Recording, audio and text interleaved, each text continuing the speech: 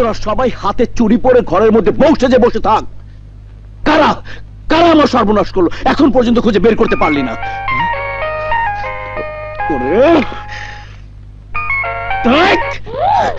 Hello, তোর পোষা কুকুরদের পিটিয়ে লাভ নেই, ওরা কোনোদিনই আমাকে খুঁজে বের করতে পারবে না। কে তুই? আবির আমার নাম, তোকে ফকির বানানোর কারিগর।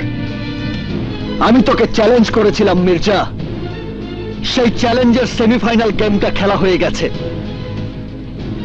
এবার আমি ফাইনাল খেলবো। এই আবির, চুপ! টেলিফোনে চিৎকার না করে পথে বসে ফুটো থালা নিয়ে চিৎকার করে ভিক্ষা চা, কারণ এখন তুই পথের ফকির। লাখ টাকার বাগান খায় 1 টাকার ছাগলে। তুই বিষাক্ত সাপের লেজে পাড়া দিয়েছিস সাপের। ছবল ছবল আমি তোকে মারবই, তোর বংশ আমি নির্বংশ করে দেব। তোর বাপ মা কাউকে আমি বাঁচতে দেব না।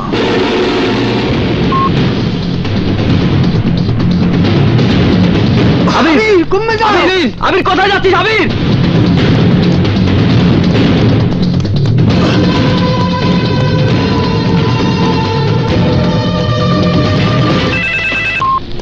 বলো বাবা। তোদের জন্য আমরা দুপুরের খাবার নিয়ে বসে আছি, এত দেরি করছিস কেন? বাবা, আমার ভাতের থালায় ছাই দিয়ে আরাম করে ভাত খাওয়া হচ্ছে, তাই না? আপনি কি বলছেন মির্জা সাহেব? বাবা, তোর ছেলে আমার যে ক্ষতি করেছে সুদে আসলে সব আজ পুষিয়ে নেব। আপনি না চৌধুরী সাহেবের হবু জামাই? এখানে সন্ত্রাস করলে আমি কিন্তু চৌধুরী সাহেবকে জানাতে বাধ্য হব। চৌধুরী সাহেব জানে তোরা সবাই আজ আমার হাতে খুন হবে।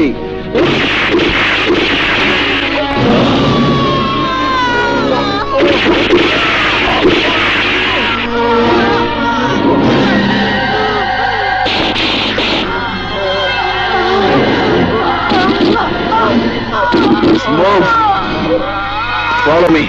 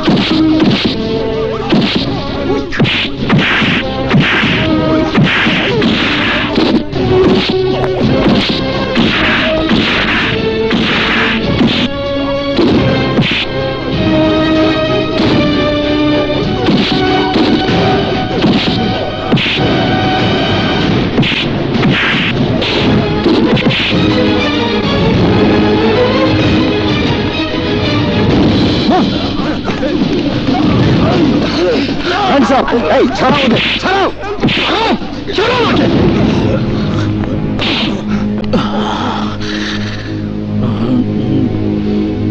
এই নিয়ে চলো, নিয়ে চলো। বসে যাও, ঠিক মতো উঠো। খোদা হাফেজ। গুড। মেরে ওকে জন্মের মতো শেষ করে দিলে না কেন? গোষ্ঠী শুদ্ধ কবরে পচে মরতো। চেয়েছিলাম, কিন্তু দবির বলল ঝামেলা হতে পারে। বাচ্চা ডোন্ট ওয়ারি, পুলিশের কাস্টডি থেকে আদালতের ট্রান্সফারের সময় শেষ করে দেব ওই আবিরকে। কি করে? আমার ভাই পুলিশের জিপে বোমা লাগিয়ে দেবে, ওসি দবির জায়গা মতো জিপ রেখে সরে পড়বে, বিস্ফোরণে জন্মের মতো শেষ হয়ে যাবে আবির। যেভাবে ওর গোষ্ঠী শেষ করেছি ঠিক সেইভাবে ওকে শেষ করে দেব।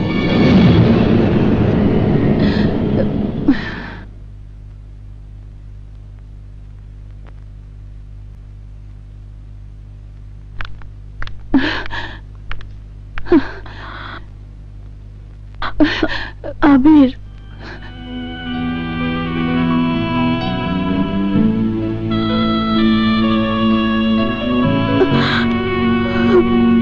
কাজল, তুমি? হ্যাঁ আমি। তোমার এই কি অবস্থা হয়েছে? এই দৃশ্য দেখার আগে আমার দু চোখ অন্ধ হয়ে গেল না কেন? তুমি অন্ধ হয়ে গেলে শয়তান মির্জার করুণ পরিণতি কে দেখবে কাজল? ওই জানোয়ারের বাচ্চা আমার বাবা মাকে খুন করেছে। আমার বোন রিয়া কোথায় আছে তাও আমি জানি না। আমি প্রতিশোধ নেব কাজল, কঠিন প্রতিশোধ। মির্জাকে আমি বাঁচতে দেব না। হাজতখানার চার দেয়ালের মাঝে বন্দি থেকে কিভাবে তুমি প্রতিশোধ নেবে আবির? আমার বাবা আর মির্জা ষড়যন্ত্র করেছে। আদালতে নেয়ার পথে ওসি দবিরকে দিয়ে কৌশলে তোমাকে বোমার আঘাতে জ্বালিয়ে দিয়ে আত্মঘাতী হামলা বলে সারা দেশে প্রচার করবে। জন্ম মৃত্যুর মালিক আল্লাহ, এক আল্লাহ ছাড়া কেউ আমার কিছুই করতে পারবে না কাজল। তুমি ঠিক বলেছো বাবা, উপরে আল্লাহ আর নিচে আমি। আমার জীবন থাকতে তুমি মরতে পারো না। পুলিশ কাস্টডি থেকে তোমাকে কিভাবে উদ্ধার করতে হবে তা আমি জানি।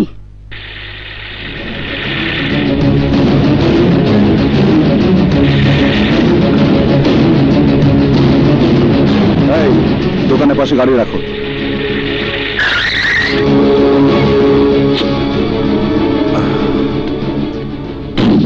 কি হলো, তোমরা বসে থাকলে কেন? নামো, চা খাও।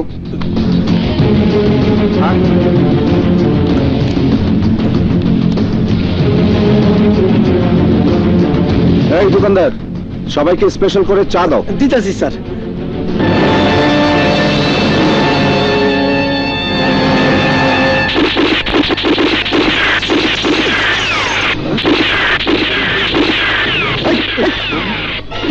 বস বস, চা খা।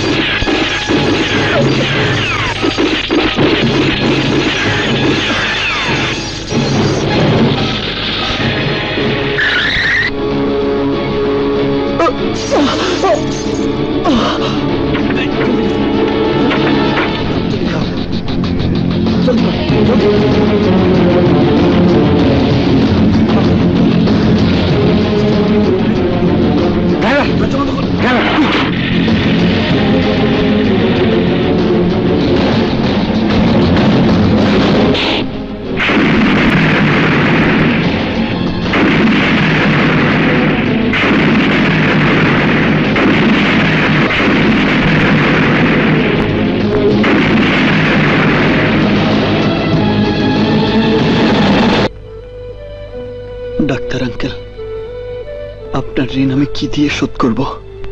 তোমার জন্য আমি কিছুই করিনি মাই বয়।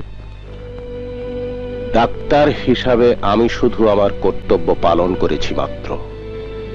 আর ঋণের কথা বলছো? তোমার বাবার কাছে যে আমার অনেক ঋণ। তোমার বাবা আমার বন্ধু ছিলেন ঠিকই, কিন্তু অর্থের অভাবে যখন আমার ডাক্তারি পড়া বন্ধ হয়ে গিয়েছিল তখন তোমার বাবাই আমাকে ডাক্তারি পড়ার খরচ দিয়েছিলেন। কারো কাছে তুমি যদি ঋণী হয়েই থাকো, তিনি হচ্ছেন কাজলের এই ফুপু। তার বুদ্ধিতেই তোমার বন্ধুরা তোমাকে উদ্ধার করেছে। ফুপু। তুমি অসুস্থ আবির, এখন বেশি কথা বললে তুমি বেশি অসুস্থ হয়ে পড়বে। না ফুপু, মির্জা আবিরকে নিশ্চিহ্ন করার আগে আমার কিছুই হবে না। ওকে আমি তিলে তিলে মারব। সবাই জানে আবির হায়দার আগুনে পুড়ে ছাই হয়ে গেছে। আমিও মুছে ফেলবো আমার ভয়ঙ্কর অতীত। আজ থেকে জন্ম হবে নতুন এক আতঙ্কের। সেই আতঙ্কের নাম সুলতান। আবির, সারা জীবনে আমি অনেক ধন সম্পদ অর্জন করেছি। আজ থেকে আমার সবকিছু তোমার। কারণ আমি জানি শয়তান মির্জার সাথে খালি হাতে টক্কর দেওয়া যাবে না। তোমার নামে সুলতান কমিউনিটি হসপিটাল তৈরি করে শুরু হবে নতুন এক অধ্যায়। অত্যাচারী আর ঘাত